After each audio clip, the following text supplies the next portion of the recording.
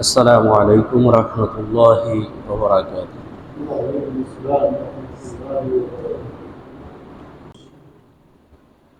আল্লাহর হাবিব সাল্লাল্লাহু আলাইহি ওয়াসাল্লাম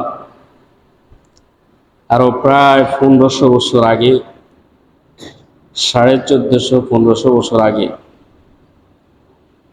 ঘোষণা করেছেন পৃথিবীতে একটা সময় আসবে, মুসলমানের সংখ্যা হবে অনেক অনেক মুসলমান থাকবে, কিন্তু ঈমানদার খুঁজে পাওয়া যাবে। অনেক মুসলমান থাকবে, মুসলমান আর মুসলমান অভাব নাই, কিন্তু ঈমানদার খুঁজে পাওয়া যাবে। আমরা গত সপ্তাহে ঈমানের উপরে কিছু আলোচনা করেছি। ঈমান শব্দের মূল কথা হলো বিশ্বাস করা, আরেক অর্থ হলো নিজেকে সপর্দ করে দেওয়া, আরেক অর্থ হলো নিজের অস্তিত্বকে বিসর্জন দেওয়া, নিজের স্বাধীনতাকে বিক্রি করে দেওয়া। আর পরিভাষায় হলো রাসূল আকরাম সাল্লাল্লাহু আলাইহি ওয়াসাল্লাম মহান আল্লাহ রাব্বুল আলামিনের পক্ষ থেকে যে সমস্ত বিষয় নিয়ে পৃথিবীতে আগমন করেছেন, ওই সমস্ত বিষয়গুলিকে কোনো রকম কষ্ট ছাড়া মেনে নিয়ে সেভাবে জীবন যাপন করার নাম হলো ইসলাম। অর্থাৎ রাসূল সাল্লাল্লাহু আলাইহি সাল্লাম যা কিছু নিয়ে এসেছেন, যা করার জন্য বলেছেন, যা নিষেধ করেছেন, ওই উভয় অবস্থাটাকে 100% মেনে নিয়ে জীবন যাপন করার নাম হলো ঈমান। ঈমান সম্পর্কে ঈমানে মুফাসসাল, ঈমানে মুজমাল আমরা পড়েছি। ঈমানে মুজমাল সংক্ষিপ্ত ঈমান, আমানতু বিল্লাহি কামা হুয়া বিআসমাইহি ওয়া সিফাতিহি ওয়া ক্বাবিলতু জামিআ আহকামিহি ওয়া আরকানিহি। আমি আল্লাহ তাআলাকে তার সিফাত, তার গুণাবলী সহ মেনে নিলাম, তার সমস্ত গুণাবলী সহ, যাবতীয় গুণবাচক নাম সহ আমি আল্লাহ রাব্বুল আলামিনকে মেনে নিলাম। ওয়া সিফাতিহি ওয়া ক্বাবিলতু জামিআ আহকামিহি ওয়া আরকানি। আর যেই সমস্ত বিষয় আল্লাহ রাব্বুল আলামিন আমাদের জন্য নাজিল করেছেন, সেগুলিকে দ্বিধায় প্রশ্নহীনভাবে মেনে নিলাম। এটা হলো সংক্ষিপ্ত ঈমান। ঈমানে মুফাসসাল বিস্তারিত ঈমান, আমানতু বিল্লাহি কামা হুয়া বিআসমাইহি ওয়া সিফাতিহি ওয়া ক্বাবিলতু জামিআ আহকামিহি ওয়া আরকানি। 7টা বিষয়ের উপর ঈমান। আমানতু বিল্লাহ, আমি আল্লাহর প্রতি ঈমান আনলাম। ওয়া মালাইকাতিহি, ফেরেশতাদের প্রতি ঈমান আনলাম। ওয়া কুতুবিহি, আল্লাহ তাআলার আসমানি সমস্ত কিতাবগুলির উপরে ঈমান আনলাম। ওয়া রুসুলিহি, এবং সমস্ত রাসূলগণের প্রতি ঈমান আনলাম। ওয়াল ইয়াউমিল আখির, পরকালের প্রতি ঈমান আনলাম। পরকাল বলতে মৃত্যুর পরবর্তী জীবন, পুনরুত্থান, হাসর নসর, মিজান, ফুলসিরাত, কিয়ামত, এই যে একটা ঘটনা ঘটবে, এই কয়টাকে বলা হয় পরকাল। আর এই পরকালের প্রতি ঈমান আনলাম। ওয়াল কদরি খাইরিহি, আমার তাকদীরের ভালো এবং মন্দ, ভালো দিক এবং খারাপ দিক, উভয় অবস্থার উপরে ঈমান আনলাম। সুবহানাল্লাহ। ওয়া শাররিহি মিনাল্লাহি তাআলা ওয়াল বাসি বাদাল মাউত, মৃত্যুর পরবর্তী পুনরুত্থান, হিসাব নিকাশের প্রতি ঈমান আনলাম। আল্লাহ রাব্বুল আলামিনের সামনে আমাকে উপস্থিত হতে হবে। এরপরে সূরাতুল বাকারা আল্লাহ রাব্বুল আলামিন বলেন, কুল্লুন আমানা বিল্লাহি ওয়া মালাইকাতিহি ওয়া কুতুবিহি ওয়া রুসুলিহি। এখানে 4টা বিষয়ের কথা আল্লাহ তাআলা বলেছেন। আল্লাহর প্রতি ঈমান, ফেরেশতাদের প্রতি ঈমান, রাসূলগণের প্রতি ঈমান, এবং আসমানি কিতাবের প্রতি ঈমান। এরপরে আল্লাহ রাব্বুল আলামিন আরো বলেন, লাইসাল বিরু আন তুওয়াল্লু উজুহাকুম কিবালাল মাশরিকি ওয়াল মাগরিব, পশ্চিম দিকে পূর্ব দিকে মুখ ফেরানোর নাম ঈমান নয়। ঈমানের উপরে অবিচল থাকার নাম ঈমান, বিশ্বাস করার নাম ঈমান। গত সপ্তাহে বলেছিলাম যে আল্লাহর হাবিব সাল্লাল্লাহু আলাইহি ওয়াসাল্লাম প্রথমে মসজিদুল আকসার দিকে ফিরে নামাজ পড়েছেন। এর পরবর্তীতে যখন আল্লাহ তাআলা ওহী নাজিল করলেন, তখন তিনি কাবা ঘরের দিকে ফিরে নামাজ পড়া শুরু করলেন। সুবহানাল্লাহ। তাহলে কিবলা পরিবর্তন হয়েছে। তাহলে কোন দিকে ফিরে নামাজ পড়ছে সেটা বিষয় নয়, কোন দিকে আল্লাহ তাআলা নির্দেশ করেছেন সেটা বিষয়। সুবহানাল্লাহ। কি কথা বলেন, ঠিক কিনা? আমি কোন দিকে ফিরে নামাজ পড়ছি সেটা বিষয় নয়, বিষয় হলো আমার আল্লাহ কোন দিকে ফিরে পড়তে বলছে সেদিকে ফিরে পড়ছি, এটার নাম ঈমান। তাহলে ঈমান সম্পর্কে আমরা গত সপ্তাহে কিছু আলোচনা শুনেছি, আজকেও সংক্ষেপে একটু কথা বলে নিলাম। এখন আমরা শুনবো ঈমান ভঙ্গের কারণ। আচ্ছা বলেন তো, নামাজ ভঙ্গের কারণ আসেনি? সবাই বলেন, নামাজ ভঙ্গের কারণ আছে? আমরা যে নামাজ পড়ি, কি কি কারণে নামাজ ভঙ্গ হয়, এরকম কিছু কারণ আসেনি? কয়টা কারণ? নামাজ ভঙ্গের 19টা কারণ। এক নাম্বারই অশুদ্ধ পড়া। নামাজের ভিতরে কেউ যদি কোরআন ভুল পড়ে, অশুদ্ধ পড়ে, তাহলে তার নামাজ হবে না। এরকম 19টা কারণ আছে। অজু ভঙ্গের 7টা কারণ আছে, আমরা জানি নাকি জানি না। দলিল, কাগজপত্র, আপনি যখন কারো থেকে কোনো কাগজপত্র বায়না করেন, দলিল লেখেন, সেখানেও কিছু শর্ত থাকে। এই শর্তগুলি না মানলে তার লেনদেন বাতিল হয়ে যাবে। ব্যাংকের কিছু লেনদেন থাকে, আসেনি? এই শর্ত সাপেক্ষে তাকে টাকা দেওয়া হলো, যদি সেই শর্ত পূরণ করতে না পারে তাহলে তার স্থাবর অস্থাবর সমস্ত সম্পত্তি ব্যাংকে মালিকানা হয়ে যাবে। এরকম শর্ত সাপেক্ষ থাকেনি? তাহলে এটা হলো শর্ত। তো ঈমান যে আমরা আনছি, ঈমান রক্ষা করার জন্য 10টা শর্ত আছে। কয়টা শর্ত? আমার সময় কম, কিন্তু আলোচনার বিষয় বেশি, এই জন্য আমি ব্যাখ্যা করতে পারবো না, শুধু নামগুলি আপনাদেরকে শোনাবো। 10টা কারণ আছে ঈমান ভঙ্গের। কয়টা কারণ? 10টি কারণ। এই 10টা কারণ, এক একটা কারণ আমি 2 মিনিট করে আপনাদের সামনে কথা বললেও 20 মিনিট লাগবে। এই জন্য আমি বেশি লম্বা করবো না, সংক্ষেপে আমি আপনাদের সামনে এই ঈমান ভঙ্গের 10টা কারণ আমি আপনাদের সামনে উপস্থাপন করব। এই জন্য আমি আপনাদেরকে বলবো, আমরা সকলে একটু মনোযোগের সহিত বসি, কারণ ঈমান যদি না থাকে, হাবিতাত আমালুহুম লাইন আশরাকতা লা ইয়াহবাতান্না আমালুক ওয়া লা তাকুনান্না মিনাল খাসিরিন। যদি ঈমান না থাকে তাহলে তার সমস্ত আমলগুলি বাতিল হয়ে যাবে, সমস্ত ভালো কাজগুলি ধ্বংস হয়ে যাবে, তার কোনো কাজ তার কোনো উপকারে আসবে না। মিনাল খাসিরিন, বরঞ্চ সে ক্ষতিগ্রস্ত হয়ে যাবে।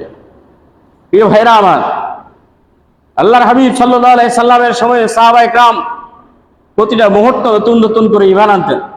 এখন প্রশ্ন দেখতে পারে, নতুন ঈমান মানে কি? ওনারা সন্দেহ করতেন, সকালে তো ঈমানদার আছি, বিকেলে কি ঈমানদার আছি না, আবার কোনো কারণে ঈমান নষ্ট হয়ে গেছে, আবার কালিমা পড়তেন। এইভাবে প্রতিটা মুহূর্ত তারা ঈমান রাখার জন্য বারবার কালিমা পড়ে নিজেকে নতুন করে ঈমান নবায়ন করতেন। আজকে দেখেন না, সিম নবায়ন করা লাগে, অ্যাকাউন্ট নবায়ন করা লাগে, জমির কাগজপত্র হালনাগাদ নতুন নবায়ন করা লাগে, কি লাগে না? সব কিছু নবায়ন করা লাগে। আর বাপ দাদার ঘরে মুসলমান হিসেবে জন্ম নিয়েছি, এটাই আমার মুসলমানিত্ব, আর কিছু দরকার নাই। এখন তো আমরা এরকম হয়ে গেছি, কি কথা বলেন না? প্রিয় ভাইরা আমার, এই জন্য আমরা ঈমান ভঙ্গের 10টা কারণ আমি আপনাদের সামনে একে একে উপস্থাপন করছি। আমি বলবো সকলে মনোযোগের সহিত শুনি, এবং এই 10টা কারণ আমাদের সকলের মুখস্থ থাকার দরকার আছে। 1 নম্বরে শিরক। 1 নম্বরে কি? সাদৃশ্য করা, সমতুল্য মনে করা, আল্লাহর ইবাদতের, আল্লাহ তাআলার মধ্যে ক্ষমতার সাথে, আল্লাহ তাআলার একত্ববাদের সাথে অন্য কাউকে সাদৃশ্য মনে করা, তুলনা করা। যেমন মাটি দিয়ে মূর্তি তৈরি করে তার ইবাদত করা, আর মনে মনে বলা এটা তো আমাদের ঈশ্বরেরই একটা প্রতিশ্রুতি। কি বলে না তারা? এই কথা কথা বলেন না কেন? বলে কিনা? এই কথা কিন্তু তারা বলে যে এটা তো ঈশ্বরেরই একটা প্রতিশ্রুতি। ঈশ্বর তো আছেই, তবে ঈশ্বরের মতো করে আমরা তাদের ইবাদত করি। তাহলে আল্লাহর সাথে তাদেরকে কি করা হলো? তুলনা করা হলো। এই জন্য আল্লাহ তাআলা বলেছেন, লাইন আশরাকতা লা ইয়াহবাতান্না আমালুকা ওয়া লা তাকুনান্না মিনাল খাসিরিন। এরপরে লা তুশরিক বিল্লাহ, আল্লাহ তাআলা সাবধান করেছেন, কখনো কোনো অবস্থাতেই আল্লাহর সাথে শিরক করো না। লোকমান আলাইহিস সালাম তার ছেলেকে আদেশ দিতে যেয়ে, বুঝাইতে যেয়ে বলেছিলেন, লা তুশরিক বিল্লাহ, ও আমার পুত্র, কখনো আল্লাহর সাথে শরীক করো না। আল্লাহ এক ও অদ্বিতীয়, তার সমতুল্য কেউ নাই, তিনি সকল কিছুর থেকে মুখাপেক্ষী, তিনি কারো থেকে জন্ম নেন নাই, কাউকে জন্ম দেনও নাই, এবং তার সমতুল্য কেউ নাই। সূরাতুল ইখলাস। সুতরাং তার সাথে কাউকে কখনো সমতুল্য মনে করো না, তিনি এক ও অদ্বিতীয়, তার সমতুল্য হওয়ার মতো ক্ষমতা কারো নাই। আর যদি কেউ আল্লাহর সাথে শিরক করো তবে সাবধান থাকো, মনে রেখো ইন্নাল্লাহা লা ইয়াগফিরু আন ইউশরাকা বিহি ওয়া ইয়াগফিরু মা দুনা যালিক। আল্লাহ তাআলা তোমাদের সমস্ত গুনাহগুলি মাফ করে দিবে, কিন্তু শিরকের গুনাহ আল্লাহ কখনো ক্ষমা করবে না। বরঞ্চ কিয়ামতের ময়দানে যখন তুমি আল্লাহর সামনে উপস্থিত হবে আর ক্ষমা চাইবে, তখন আল্লাহ তাআলা বলবে যার ইবাদত করেছো তার কাছে যাও, যার ইবাদত করেছো তার কাছে যাও, যাকে রব হিসাবে মেনেছো তার কাছে যাও, আমার কাছে তোমাদের কোনো জায়গা নাই। প্রিয় ভাইরা আমার, সেই দিন যদি আমরা বিতাড়িত হয়ে যাই আর কি বাঁচার কোনো উপায় থাকবে? সুতরাং শিরক করা থেকে, শিরকের উপর আমি অনেক আলোচনা করেছি, এই জন্য বলবো সংক্ষেপে, যদিও বলছি আমরা তো বুঝি শিরক কি জিনিস, কি কথা বলে ঠিক কিনা? এই শিরক থেকে আমরা বেঁচে থাকবো। আমরা আল্লাহর ইবাদতের মধ্যে অন্য কাউকে আর সমতুল্য মনে করব না, আল্লাহর সাথে কাউকে তুলনা করব না। 2 নাম্বার, আল্লাহ এবং বান্দার মাঝে মাধ্যম নির্ধারণ করা। এই পয়েন্টটা খুব গুরুত্বপূর্ণ, প্রত্যেকটা পয়েন্টই গুরুত্বপূর্ণ, তবে এটা সবচেয়ে বেশি গুরুত্বপূর্ণ, কারণ আমরা এই ভুলটা বেশি করি। আল্লাহ এবং বান্দার মাঝে মাধ্যম নির্ধারণ করা। আমাদের দেশে কিছু কুসংস্কার আছে যেটা ঈমান ধ্বংস করে দেয়। যেটা কি করে? ঈমান ধ্বংস করে দেয়। আমরা জানি না ঈমান কিভাবে ধ্বংস হয়ে যাচ্ছে। চট্টগ্রামে গেলে দেখবেন বাইজিদ বুস্তামি রাহমাতুল্লাহ আলাইহির মাজারে পাশে একটা গাছ আছে। আমাদের দেশের হাজার হাজার লক্ষ লক্ষ মানুষ ওই গাছের মধ্যে ফিতা বাঁধে আর বলে আল্লাহ আমার একটা সন্তান দিও। মাধ্যম কারে বানছে? কথা বলেন না কেন? মাধ্যম কাকে বানাইছে? গাছ। গাছকে মাধ্যম বানাইছে। আল্লাহর কাছে চাওয়ার জন্য মাধ্যম দরকার আছে? দরকার আছে কিনা? নাই। আল্লাহর কাছে চাওয়ার জন্য মাধ্যম দরকার নাই, কারণ আল্লাহ তাআলা স্পষ্ট করে বলেছেন উদউনি আস্তাজিব লাকুম, তোমরা আমার কাছে চাও, আমি তোমাদের এটাকে সাড়া দেওয়ার জন্য প্রস্তুত, রেডি হয়ে আছি। সুবহানাল্লাহ। তোমরা আল্লাহ তাআলার কাছে সরাসরি চাও। সূরাতুল জুমার 3 নম্বর আয়াত আপনারা দেখবেন, তাহলে দেখবেন সেখানে আল্লাহ তাআলা বর্ণনা দিয়েছেন যে তোমরা আল্লাহর কাছে চাওয়ার জন্য কোনো মাধ্যম ধরো না, মাধ্যম দরকার নাই। কারণ আল্লাহ তাআলা নাহনু আকরাবু ইলাইহি মিন হাবলিল ওয়ারিদ, আল্লাহ তাআলা তোমার ঘাড়ের শারগের এই শক্ত রগটার চাইতেও আরো নিকটে আছেন। সুবহানাল্লাহ। তুমি যখনই আল্লাহ তাআলাকে ডাক দাও, আল্লাহ প্রতিটা বারই তোমার ডাকে জবাব দিয়ে থাকে। সুবহানাল্লাহ। সুতরাং কোনো মাধ্যম দরকার নাই। কোনো মাজারে যাইয়া পীর সাহেবকে মাধ্যম বানাইতে হবে না, কোনো গাছের কাছে যাইয়া তাকে মাধ্যম বানাইতে হবে না, গজার মাছের কাছে যাইয়া তাকে মাধ্যম বানাইতে হবে না। এই কাজগুলি কিন্তু আমরা করি, কি কথা বলেন ঠিক কিনা? ছাগল জবাই করে ছাগলকে মাধ্যম বানাইতে হবে না, গরু জবাই করে গরুকে মাধ্যম বানাইতে হবে না। তুমি সরাসরি তোমার রবের কাছে চাও, তোমার রব তোমাকে দেওয়ার জন্য রেডি হয়ে আছে। সুবহানাল্লাহ। তাহলে আল্লাহ এবং বান্দার মাঝে, আল্লাহ এবং বান্দার মাঝে কোনো মাধ্যম নির্ধারণ করা যাবে না, কোনো প্রয়োজন নাই। 3 নাম্বার, মুশরিকদেরকে মুশরিক মনে না করা, মানে কাফেরদেরকে কাফের মনে না করা। এবং ইসলাম ধর্মের সাথে অন্য ধর্মকে ভালো মনে করা। এরকম লোক আসেনি?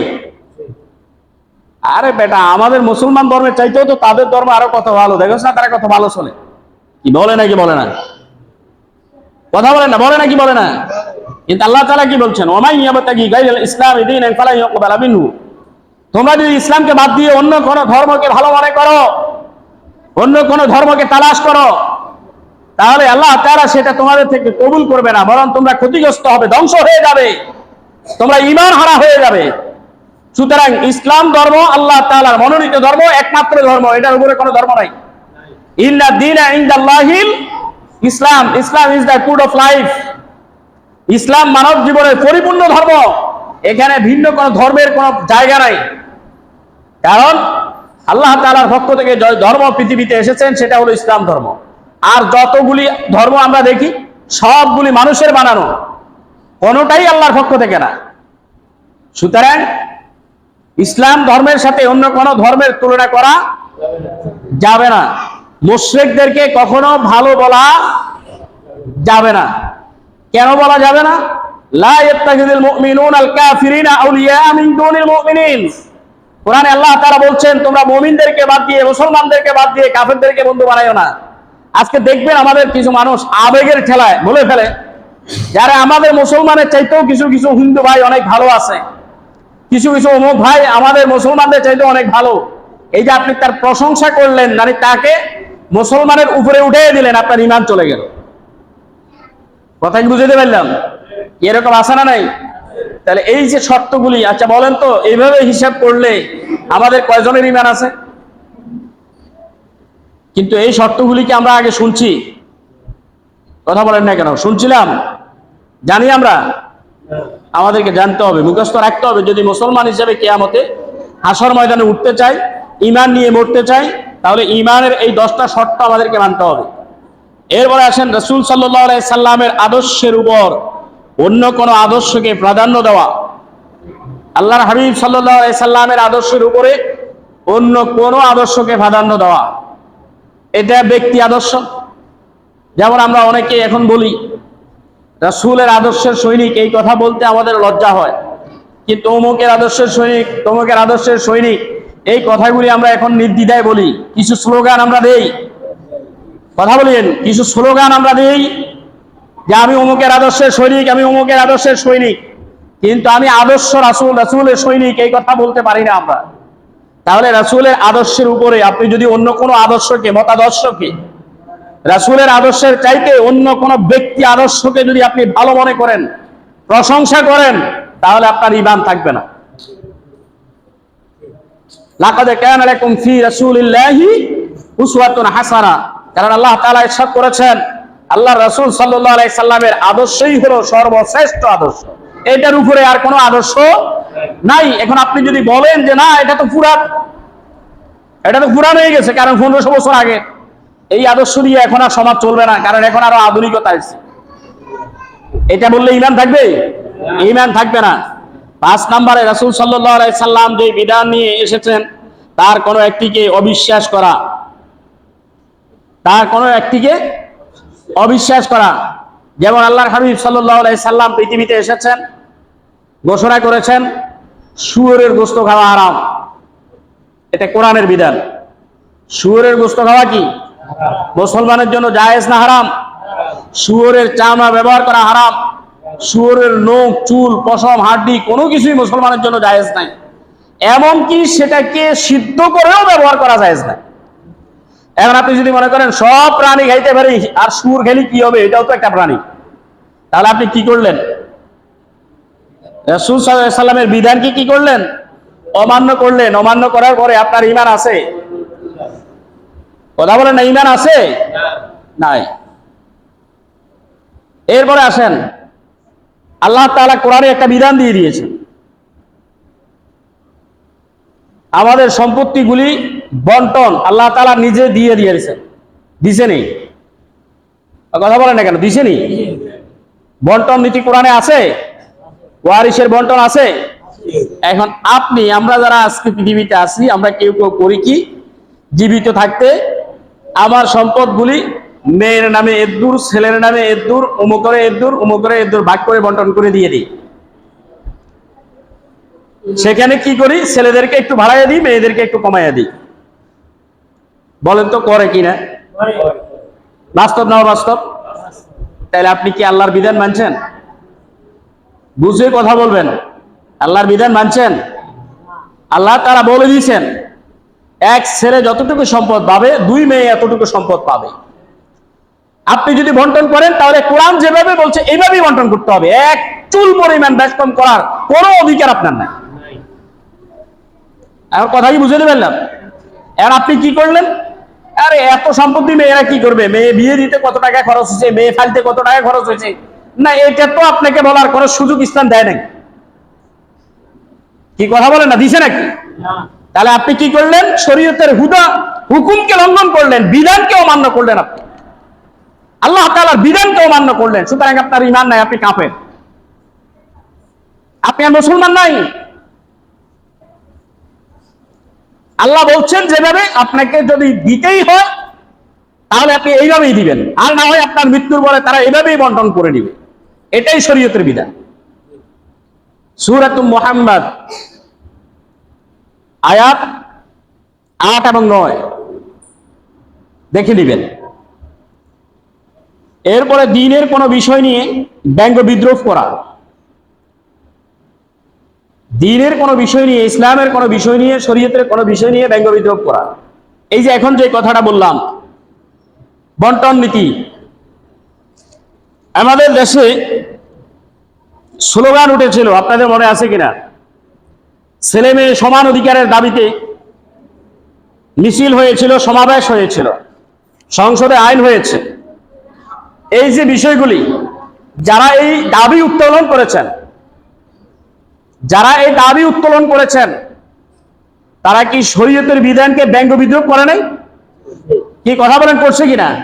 আল্লাহ বলছে এভাবে, তারা বলছে না এটা আমরা মানি না। তাহলে তারা কি করছে? শরীয়তকে ব্যঙ্গ বিদ্রোহ করছে, ইসলামকে ব্যঙ্গচিত্র করছে, ব্যঙ্গ বিদ্রোহ করছে। ইসলাম পছন্দ নয় আমার, ইসলাম এখানে সমান বিচার করে নাই।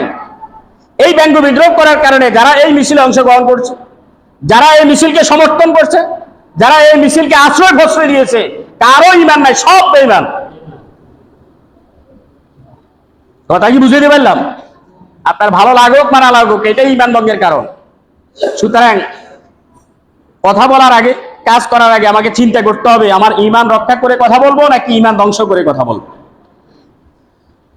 এই বিষয়ে সূরাতুল আহজাব 59 নম্বর আয়াত আল্লাহ তাআলা স্পষ্ট করে বর্ণনা দিয়েছেন। এরপরে সূরাতুত তাওবা 60 এবং 65 নম্বর আয়াতে আল্লাহ তাআলা স্পষ্ট করে বর্ণনা দিয়েছেন। যাদের সময় হবে, সুযোগ হবে, দেখে নেবেন। এর পরে আসেন মুসলমানদের বিরুদ্ধে ষড়যন্ত্র করা। মুসলমানদের বিরুদ্ধে ষড়যন্ত্র করা, এটা হলো 7 নম্বর পয়েন্ট, ঈমান ভঙ্গের 7 নম্বর কারণ। আজকে আপনি দেখেন মুসলমানদের বিরুদ্ধে ষড়যন্ত্র আছে না নাই? রাষ্ট্রীয়ভাবে আছে, এলাকায় আছে, সর্ব জায়গায় আছে। মুসলমানরা ক্ষমতায় যাক, এটা কাফেররা যেরকম চায় না, আমাদের কিছু মুসলমান ভাইরাও সেটা চায় না। কি কথা বলেন, ঠিক কিনা? মুসলমানরা ক্ষমতায় যাক, ইসলামী দলগুলি ক্ষমতায় যাক, ক্ষমতা মুসলমানদের হাতে থাক, এটা আমাদের অধিকাংশ মুসলমানরাও চায় না। তাহলে সে কি মুসলমানের ইসলাম ধর্মের বিরুদ্ধে ষড়যন্ত্র করছে নাকি করে নাই? প্রকাশ্য ষড়যন্ত্র এটা। তাহলে এই কাজ থেকেও আমাদেরকে কি থাকতে হবে? কথা বলেন, বিরত থাকতে হবে।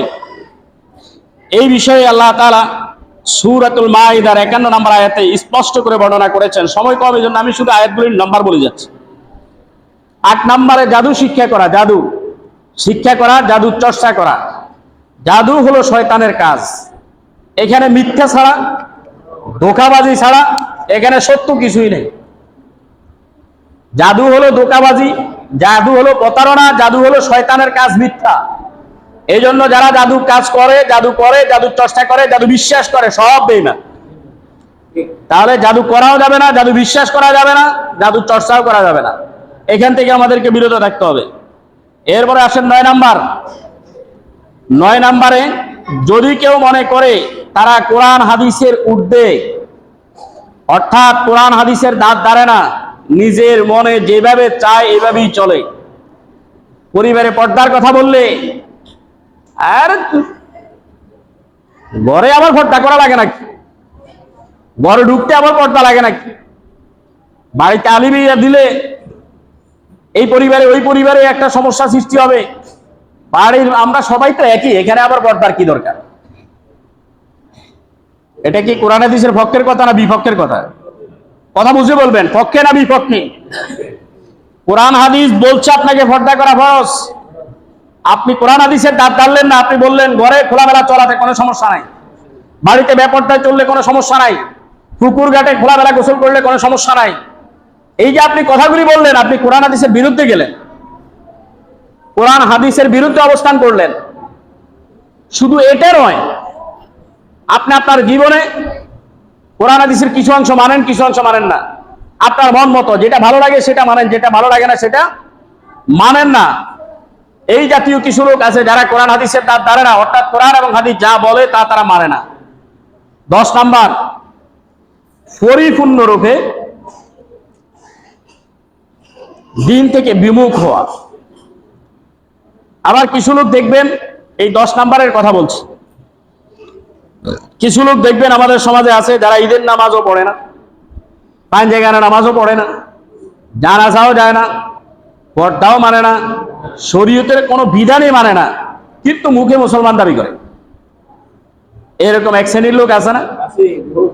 আবার বললে তো ওই যে একটু আগে যেটা পয়েন্টটা বললাম, বললে তো অনেকের গায়ে লাগবে। আবার কিছু তো আমাদের দেশে আছে, নামাজ রোজার কি দরকার, ও মুখের হাত ধরলেই তো যথেষ্ট, এরকম এক শ্রেণীর লোক আছে না? তাহলে তারা কি কোরআন হাদিস মানে? বাবা তোরাইয়া নিয়ে যাবে, এরকম এক শ্রেণী আছে না? নামাজও লাগবে না, কিছুই লাগবে না, বাবা নিয়ে যাবে। প্রিয় ভাইরা আমার, এই যে 10টা কারণ আমি বললাম, এই 10টা কারণ আমাদেরকে মুখস্থ করতে হবে।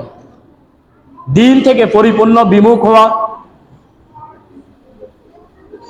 এবং কোরআন হাদিসের বিরুদ্ধে অবস্থান করা, মুসলমানদের বিরুদ্ধে ষড়যন্ত্র করা, জাদুবিদ্যা শিক্ষা করা, চেষ্টা করা, দ্বীনের কোনো বিষয়কে ব্যঙ্গ বিদ্রোহ করা, রাসূল সাল্লাল্লাহু আলাইহি সাল্লামের বিধান নিয়ে যেই সমস্ত বিধান নিয়ে এসেছেন তার বিরোধিতা করা, রাসূলের আদর্শের উপরে অন্য কোনো আদর্শকে প্রাধান্য দেওয়া, মুশরিকদেরকে মুশরিক মনে না করা, ইসলাম ধর্মের উপরে অন্য কোনো ধর্মকে প্রাধান্য দেওয়া, আল্লাহ এবং বান্দার মাঝে মাধ্যম নির্ধারণ করা, শিরক করা। এই 10টা কারণ ঈমান ভঙ্গের কারণ। আমরা যদি এই 10টা কারণ থেকে নিজেকে রক্ষা করতে না পারি, বাঁচাইতে না পারি, তাহলে আমরা ঈমান রক্ষা করতে পারবো না, ঈমান নিয়ে মৃত্যুবরণ করতে পারবো না। আল্লাহ তাআলা আমাদের সকলকে ইসলামের পথে অবিচল থাকার জন্য এই 10টা কারণ মুখস্থ করে আমরা যেন ঈমানকে রক্ষা করতে পারি, আল্লাহ রাব্বুল আলামিন আমাদেরকে সেই তৌফিক দান করুন। সকলে বলি আমিন।